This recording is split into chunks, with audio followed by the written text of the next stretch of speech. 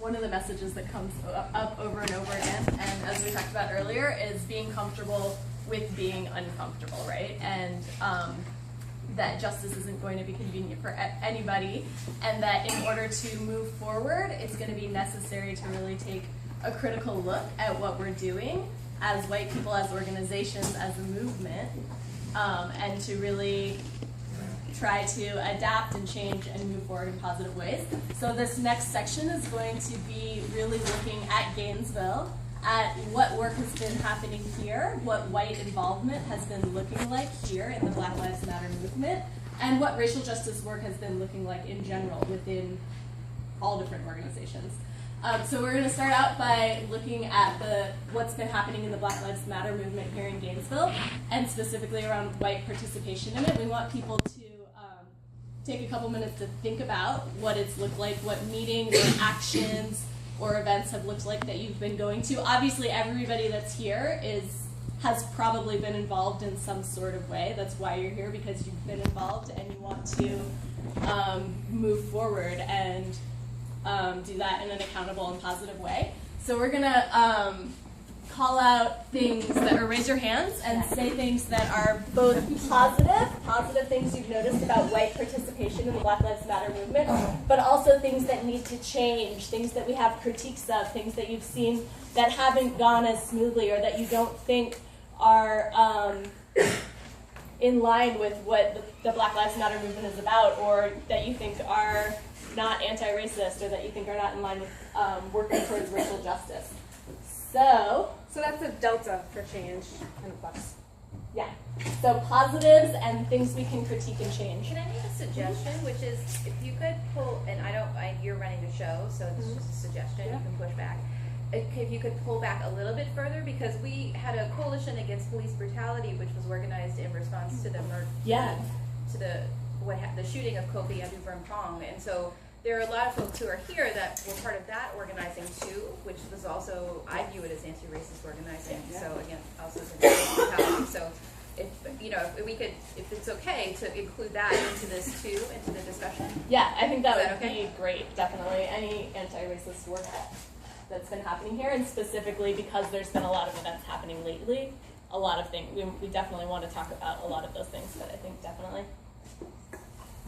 There was some protests around the execution of Troy Davis in 2011.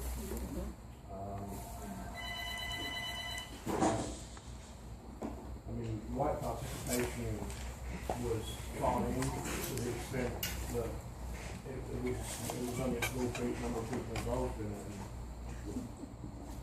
The biggest problem was that it got started late. The campaign in Atlanta has been going on since the mid-2000s, and in Gainesville, it was only in the last 6 months before his execution that it was really brought up. Okay, so I heard from that a critique or something that needs to change is that white participation was okay, but it was small. So just all participation was small. Okay, right. So we need to all work together to be aware of things that are happening and to fight against it whenever we see it. What other positive things or things that we need to change? At the O'Connell Center action, I felt a really positive thing was that the black leadership at the movement was making specific statements and directives toward white folks. White folks, yes, this is okay. White folks, yes, participate in the diet. White folks, and I don't want to, make it about whiteness, but it was nice to have directives. Okay. Awesome. So that's a plus? That's a plus. Okay. That was positive that black leadership was making clear what was wanted, and the white folks that were there were ready to listen and hear that and follow that. Awesome. With the recent protests by the defenders gone, a lot of the chants I feel like are like the I can't breathe. I feel as though I saw some white people taking part of it, but also some people not, saying like they can't breathe, because while like white people have maybe experienced police brutality, it's not for the same reasons, and I feel like there should be like a strong separation between that, so outsiders looking in realize what is like truly being said. Mm-hmm. Right, so there needs to be clarity around what what the words that we're using, and if it speaks to our truly lived experience. And as white people, we have not experienced police brutality as a whole in that way. So I think that's a really important one. Shirley, did you have your hand up? Just kidding. And we have some of these things that we're going over, we'll talk about in a minute too, but we have a zine that Alicia Garza made that talks about some specific things like that, like white people saying, I can't breathe. Or whose streets are Whose streets are streets, when it's not truly our lived experience. Or the hands up, don't shoot. Or the hands up, don't shoot. So I think that's a really important one to talk about. Thank you for bringing it up.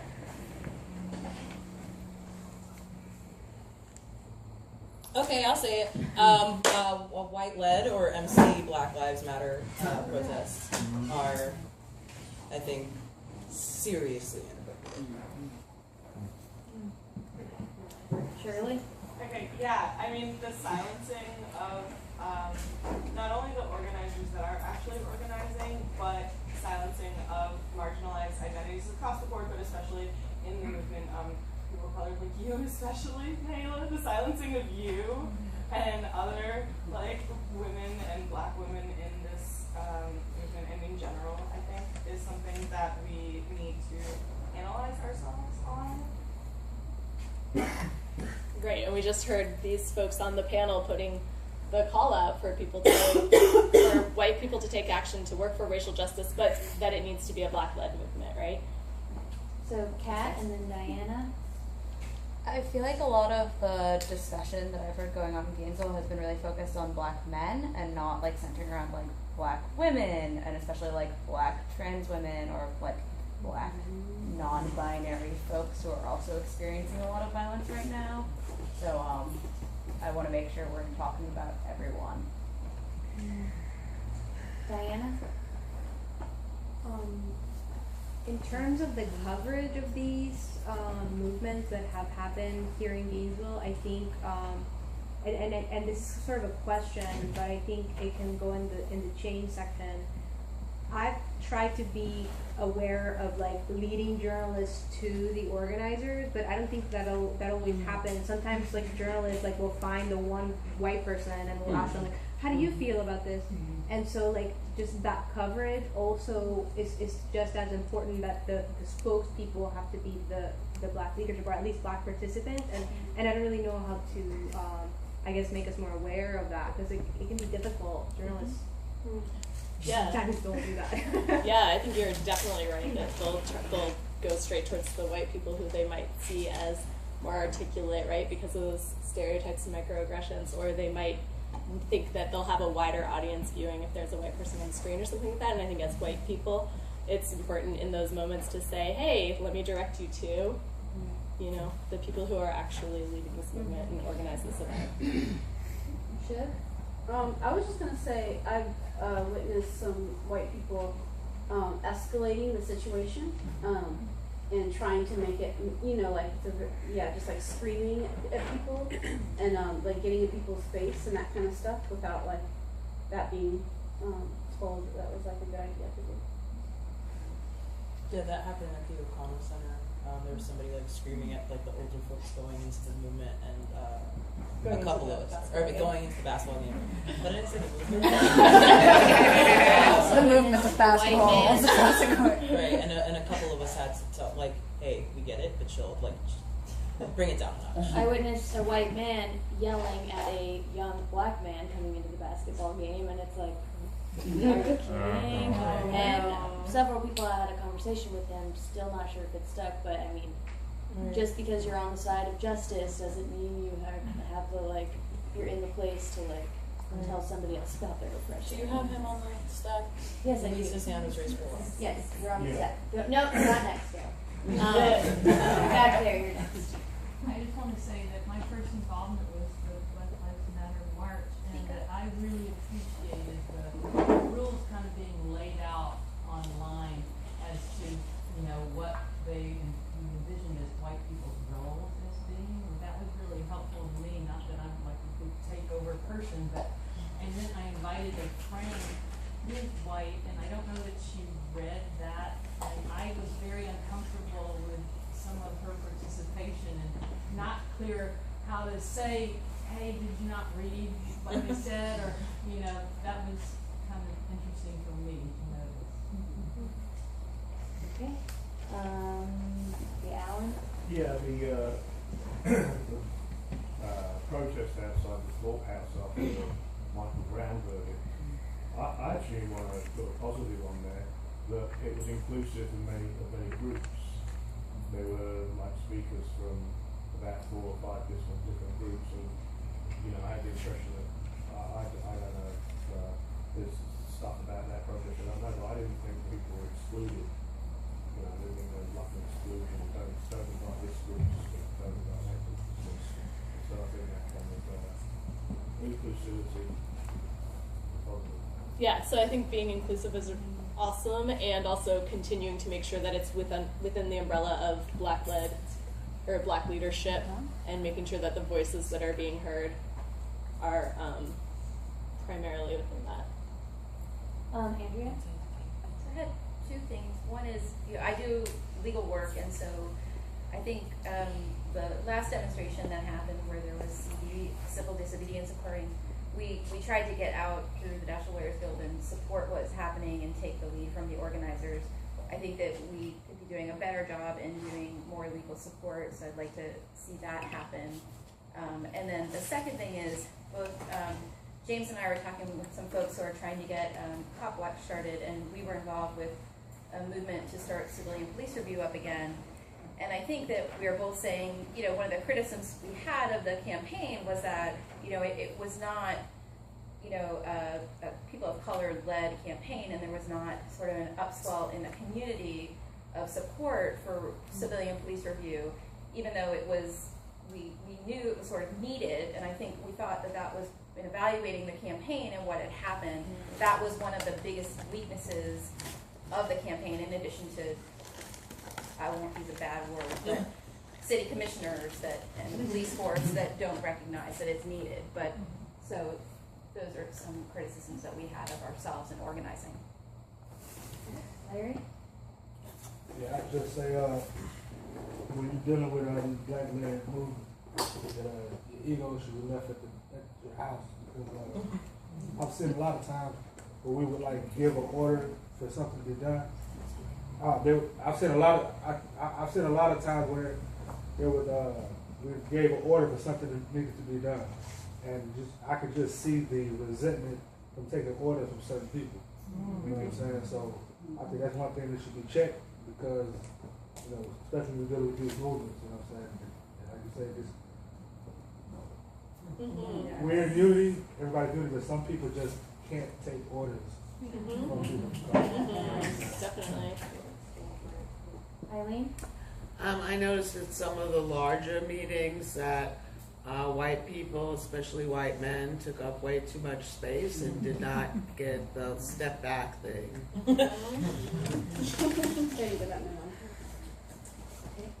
Oren? I was actually going on more when I was talking about of white voices taking up a huge amount of space and cutting over the colored voices in a lot of the meetings. It's very, very common phenomenon. That's a huge problem.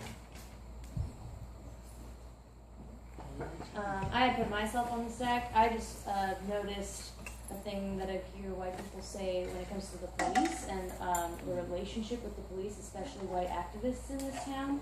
And when people of color are talking about not wanting to talk to the police, or that the police aren't helping or whatever, I hear a lot of white activists say, well, this police force is, nice. They're with us. They've never given us any problems. They usually support us, white activists.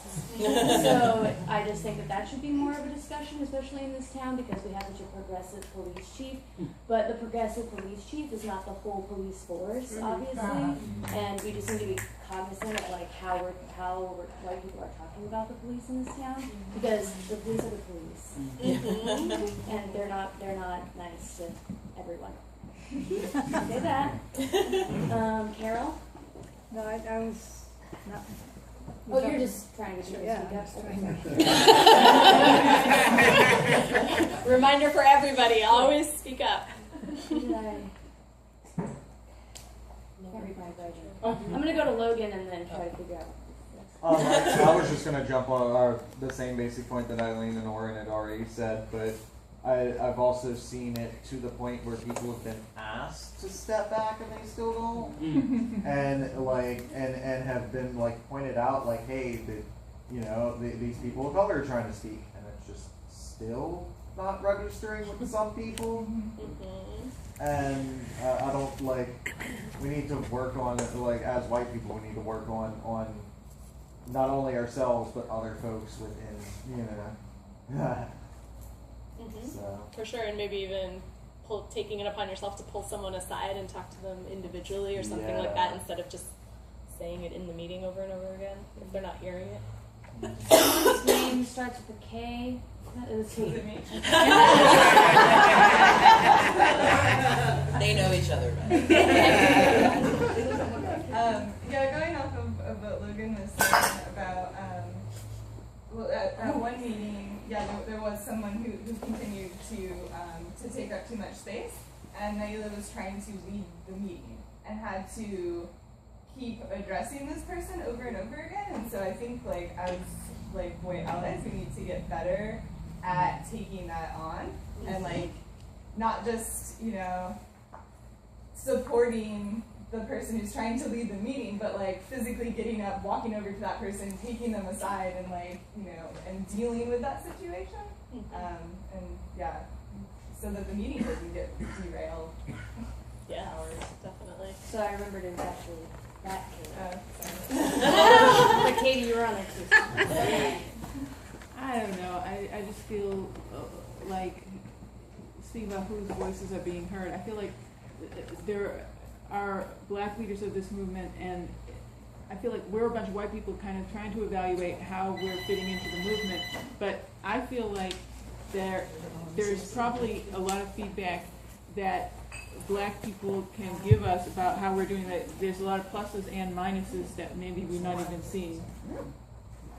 Great. So people of color in the room, if you have any things to add that haven't been said, feel free.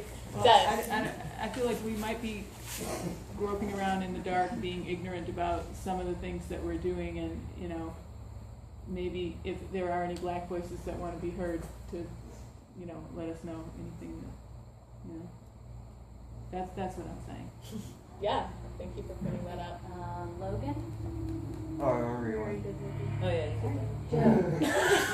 just wanted to thank the organizers for instituting Progressive Stack and making that be something as a concept that white people have to deal with. Somebody got really upset about that. Naila?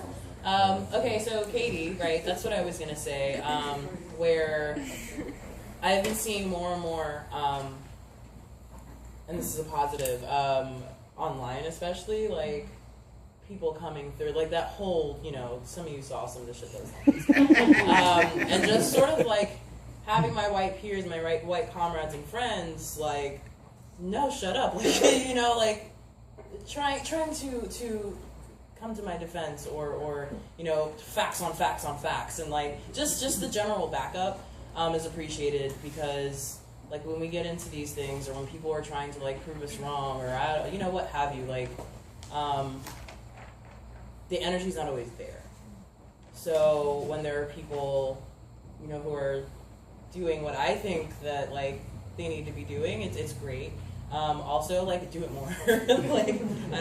We don't want to fight everybody all the time. We don't want to have to explain, well, this is the way the world works. And no, so yeah, plus a positive and a delta, keep doing it, and that it's being done. Brittany? So just to bounce off what Naila was saying, it's really powerful and reaffirming to see coming from a place where I'm coming from, where it's really hard to put your trust in someone who doesn't look like yourself, and just for so long you've had that inherent no, I cannot trust you, and just to see the embrace of white people just that want to fight, hey, I want to help you. I really think that's powerful. So keep that momentum, keep that fervor, because we need more people like that. And if we can get our people to come behind us like that, like, That's a conversation well, we have. not a meeting, but yeah, to add more positivity to our list, because I thought there was a lot of change, not positive. I mean, yeah, I like half full, glass half full thing. But yeah, just keep that, please, because we need more people to back us. And there's nobody backing us up. That's not a bad thing in my eyes. Okay, Kayla and then Chelsea. I just wanted to make a quick comment about the just asking black women. I have seen, I do like the turnout that there has been for these events. I do think I see a lot of people questioning our tactics and our strategies, black-led tactics, black-led strategies, and seeming like, well, I'm not going to be a part of your movement if you do this thing. Well, and and I want you to be here, but we're not going to change our tactics because white people have problems with it. And also, the thing I remembered from the march, I saw a lot of white people being very, very close to the front of that march, like very close. I saw Call them out. I mean, they're not here. They're not here, so it's okay. Just two white girls being in front of the banner. We were trying to keep back from the banner, but in front of it, and doing the hands up and doing the I can't breathe, and it made me super uncomfortable. That they could now just take a step back and let the black people walk in front so that we could at least be in the picture. The pictures of this march. And so those are just random things I have to say. Definitely, and that just brings up again for me being being comfortable with the uncomfortable, and being comfortable with tactics that maybe you don't necessarily wouldn't be your tactics, right? But that's what's happening right now, and also checking your ego at the door for sure too. Kind of to reiterate what Nayla already addressed, but just personally, on a personal level, I've felt a pressure as a white person to call out other white people for the first time in my life because of this movement. Because sometimes I'm shy, or I'm it's the internet, I don't have time for you, you're a troll, whatever. But now I see that, and it's if I don't say something, I feel bad. I'm that's your job, you should, I feel a guilt, which is a really good thing, I think. Emily, and then Emily, and then Sylvia. Not that one? No, let's see. You're raising your hand. Fine. Sylvia. Did you get Kelsey? In the same vein of being comfortable with the uncomfortable, I think bringing that up is extremely relevant because coming from a place of privilege, as we kind of all are getting, or know the understanding of, but then to step off that pedestal of privilege and be lower than someone else is something that it's all well and good to say we need to be cognizant of it, but actually workshops about psychologically, mentally, what do you have to do? What does that look like? What perspective are you taking? And then how do you need to change that perspective? Not as seeming inferior, but as a way of showing solidarity. Yes. So I guess Delta, more workshops on getting uncomfortable and accepting it. Yeah. And then Kenzie, we should probably close that. Was it? Yeah. So we have the last couple of comments, and then we'll move on. As a positive, I really, really, really deeply appreciate the invitation to be here. And I've never felt comfortable, So that's all. Thank you so much to everyone. Okay, Chris Serhan, sure. You don't say After the march to 13th University, I guess 10 days after that, one of the organizers posted an article about black activists from, I think, from another city, writing about his experience with doing actions with allies. And two of the things that I don't think have been mentioned yet that struck me in reading that article. One was his disappointment with whites being cliquish at the, or what he was perceiving anyway, and and I thought back about me at the march, and I was part of that. I mean, consciously, it was, as far as I'm consciously aware, it was a matter of feeling awkward and feeling shy, but it would certainly come across as behaving cliquish. And the other part that you mentioned, I can keep my thoughts straight. I'll come back to the other part. Sorry. So Chris, Nancy, Kelsey, Shirley, Alex, and that's it. It's kind of a negative, I guess, but also a positive, rather a thing we could change. We've talked a lot about the space we occupy as white people and the privilege that goes with it, and most of the time that's said in a negative way. But during the march to the 13th Street University intersection, there was a point at which the police were hassling a young African American woman, and she was kind of alone on the corner, and Shug ran over, I came over, there were a couple other white people who just like clumped around, and all of a sudden the cop went away. Like, there's a huge opportunity here for us to use that white privilege positively, if that's a possible, like, nonsensical statement. That's the point. Yeah, that's the point. We get nothing out of your guilt. So it's when you use it like that to protect somebody or to help something advance, like that's what we need. Like, That's what you do with your privilege. Leverage it. So Nancy, then Christine.